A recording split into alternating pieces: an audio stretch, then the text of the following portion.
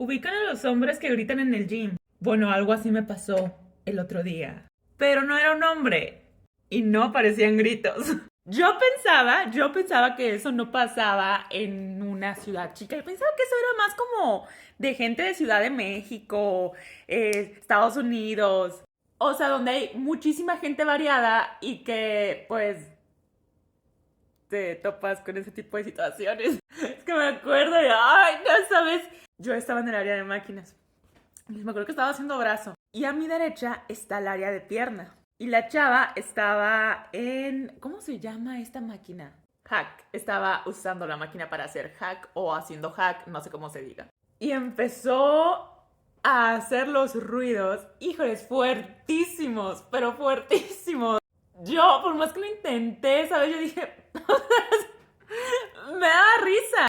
Era como muy incómodo, porque no era un... O de cuando estás sacando el aire de que... ¡ah! O sea, de que estás quedando pesado. No, no, no. O sea, los gritos eran muy incómodos, porque ni siquiera parecían gritos y eran muy altos. Ya un momento en el que yo quería voltear a ver quién era la chava. Y estoy muy segura que muchos era así como que querían voltear a ver. Lo poco que veía, así como de reojo, era que la chava la estaba sufriendo y tenía dos chavos ahí como con ella de que sí, tú dale, sí, sí. Yo pensando, pobre chava, si no puede, ya déjenla. No sé si era a propósito como para llamar la atención porque en verdad eran altos. A mí no me molesta que la gente haga ruido al hacer ejercicio, o sea, ruido normal, ¿no? O sea, cuando estás cargando muy pesado.